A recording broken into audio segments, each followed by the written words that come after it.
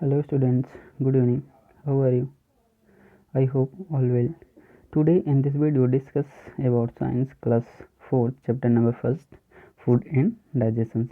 In the previous video we discuss about balanced diet, nutrients and their parts. In this video discuss about digestions of food. इस video में हम लोग देखेंगे कि जो हम लोग फूड लेते हैं उसका डाइजेशन कहाँ से शुरू होता है और कहाँ पे लास्ट होता है और कैसे होता है, कौन कौन से पार्ट होते हैं जो हम लोग के डाइजेशन में हेल्प करते हैं। तो शुरू करते हैं। The food we eat is in its complex form. जो फूड हम लोग लेते हैं वो एक कॉम्प्लेक्स फॉर्म में होता है और body can not use this food as it is.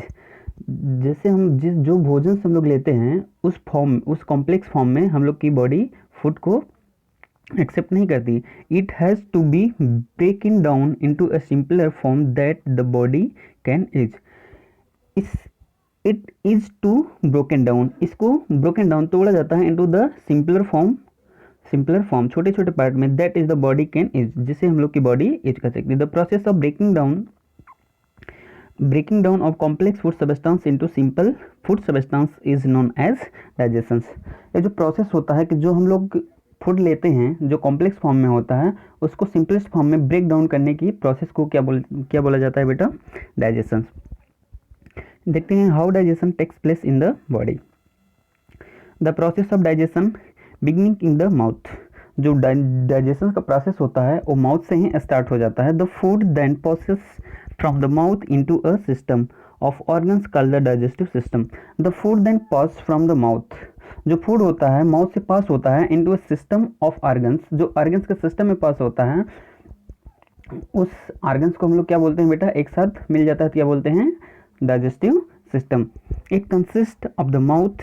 इसमें कौन कौन से होते हैं? माउथ होता है, फूड पाइप होता है, स्टमक होता है, स्मॉल इंटेस्टाइन होता है, लार्ज इंटेस्टाइन होता है एंड इनस होता है। डाइजेस्टिव सिस्टम के कितने पार्ट हो गए बेटा? माउथ हो गया, फूड पाइप हो गया, स्टमक हो गया, स्मॉल इंटेस्टाइन हो गया, लार्ज इंटेस्टाइन हो गया एंड एनएस हो गया। अब हम लोग देखते हैं digestion in the mouth. Mouth में डाइजेशन कैसे होता है? Digestion beginnings in the mouth. Digestion mouth से स्टार्ट हो जाता है। Food taken into the mouth is chewed with the help of teeth and broken down into smaller pieces. Food taken into the mouth, जो food हम लोग mouth में उसको लेते हैं उसको ची with the help of the teeth, उसको हम लोग चबाते हैं, टीथ के सहायता से उसको ब्रेक करते हैं छोटे छोटे पार्टिकल्स में। The chewed food gets mixed with saliva which is secreted by the salivary gland in the mouth. जो च्यू फूड होता है वो मिक्स किया जाता है किसमें बेटा? सलाइवा में। इस सलाइवा में मिक्स होता है जिसमें उसमें म्यूकस टाइप का बन जाता है, एक लसा बन जाता है जो हम लोग को स्वेल करने में हेल्प करता है। ये जो सलाइवा होता है सेक्रेटेड किससे होता है बेटा? सलाइवरी ग्लैंड हम लोग के माउथ में होता है जिससे ये सेक्रेट किया जाता है। The saliva makes the food moist and easy to swallow. जो सलाइवा होता है वो फूड को मॉइस्ट बना देता है और इजी बना देता है स्वेल करने में। Saliva help in the digestion of carbohydrates, starch and sugar. जो सलाइवा होता है वो हेल्प करता है डाइजेशन ऑफ कार्बोहाइड्रेट्स का डाइजेशन करने में। कार्बोहाइड्रेट्स में मेनली क्या क्या होता है बेटा? Starch and sugars. The tongue help to mix and roll the food. जो टंग्स होती है वो हेल्प करती है फूड को मिक्स करने में और रोल घुमाने में। हम लोग देखते हैं क्या digestion in the stomach. Stomach में डाइजेशन कैसे होता है? From the mouth the food goes down a tube called a food pipe और आइसोफेगस इट इंटर द स्टमक। जो फूड होता है बेटा माउथ से होकर के वो जाता है एक ट्यूब में, उस ट्यूब को हम लोग क्या नाम दिया जाता है? फूड पाइप और आइसोफेगस। देन इंटर द स्टमक, फिर उसी फूड पाइप के थ्रू स्टमक में एंटर करता है। The stomach is hello bag of muscles. Stomach क्या होता है? एक हेलो बैग, खोखला बैग जैसा होता है मसल्स का। Here the food gets mixed with more digestive juice. यहाँ पे जो फूड होता है वो और डाइजेस्टिव जूस के साथ मिक्स होता है। The muscles of the stomach also help the churning and mixing the food with these juice। The muscles of stomach, जो स्टमक के मसल्स होते हैं वो हेल्प करते हैं बेटा चर्निंग, चर्निंग मीन्स स्टिर करना, स्टिर मीन्स हिलाना, हिलाते, help the churning and mixing the food with this juice. जो स्टमक के मसल्स होते हैं वो चर्निंग करने में और मिक्स करने में फूड को जूस में हेल्प करते हैं। Churning breaks down the complex food into the simple food from particles.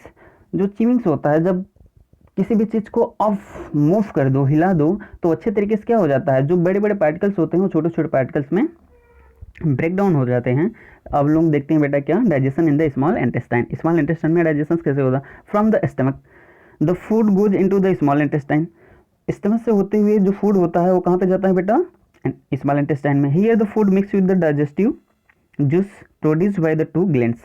यहाँ पे भी फूड दो डाइजेस्टिव जूस के साथ मिक्स होता है, जो दो ग्लैंड्स के द्वारा, अलग अलग ग्लैंड्स के द्वारा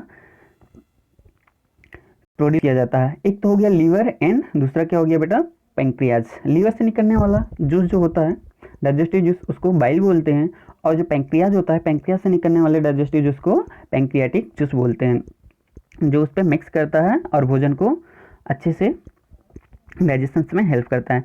this juice complete the digestion of food.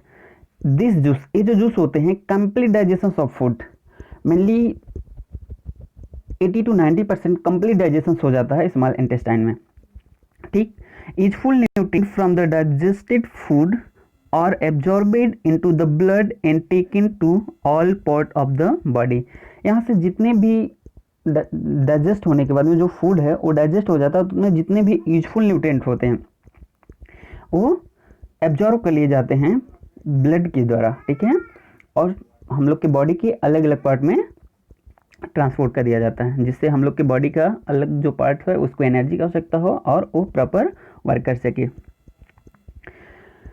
अब देखते हैं हम लोग क्या, digestion in the large intestine. अब लार्ज इंटेस्टाइन में डाइजेशन कैसे होता है, some part of food, food के कुछ ऐसे पार्ट होते हैं they can not digest in the small intestine, जो स्मॉल इंटेस्टाइन में डाइजेस्ट नहीं हो पाते हैं, goes into the large intestine. वो कहाँ चले जाते हैं बेटा, लार्ज इंटेस्टाइन में चले जाते हैं। The large intestine hold this undigest food for some time.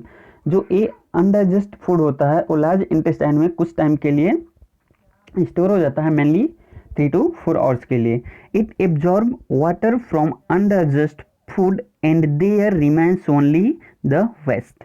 यहाँ से जो अनडाइजेस्ट फूड होता है उसमें जितने भी वाटर्स होते हैं, वाटर पार्टिकल्स होते हैं, उसको लार्ज इंटेस्टाइन के द्वारा एब्जॉर्ब कर लिया जाता है और वहाँ पे सिर्फ और सिर्फ टोटली वेस्ट बचता है। This waste is removed from the body through the anus. ये जो वेस्ट होता है इसको रिमूव, बाहर निकल दिया जाता है हम लोग के शरीर से थ्रू द एनस, एनस के माध्यम से। This waste is also called faeces. इस वेस्ट को हम लोग फिशेज के नाम से जानते हैं। फिशेज मीन्स स्वैग, ठीक, जो माइनिंग के टाइम में हम लोग जाते हैं और उसको अपनी बॉडी से बाहर प्रोड्यूस कर देते हैं, निकाल देते हैं। एक नॉर्मल सा फ्लो चार्ट दिया बेटा जो हम लोग पढ़े हैं, उसका ओवरऑल एक फ्लो चार्ट में हम लोग समझ लेते हैं। डाइजेशन माउथ से होता है, माउथ में होने के बाद में सलाइवा उसको च्यू किया जाता है, च्यू करने के बाद में सलेवरी ग्लैंड होती है, सलेवरी ग्लैंड से सलाइवा निकलता है जो हमारी टंग्स उसको मिक्स करती है अच्छे से, जो स्वेल करने में हम लोग को आसान बनाता है। स्वेल करने के बाद में फूड पाइप में आता है, फूड पाइप को ही नाम दिया जाता है आइसोफेगस। आइसोफेगस से होते हुए स्टमक में जाता है, स्टमक में कुछ डाइजेस्टिव जूस होते हैं, वहाँ पे कुछ कार्बोहाइड्रेट्स का डाइजेशन हो जाता है, और वहाँ से जो अनडाइजेस्ट फूड होता है वो स्मॉल इंटेस्टाइन में ट्रांसपोर्ट कर दिया जाता है। जब स्मॉल इंटेस्टाइन में आता है वहाँ पे दो ग्लैंड होती हैं, कौन कौन से बेटा, लीवर एंड पैंक्रियाज।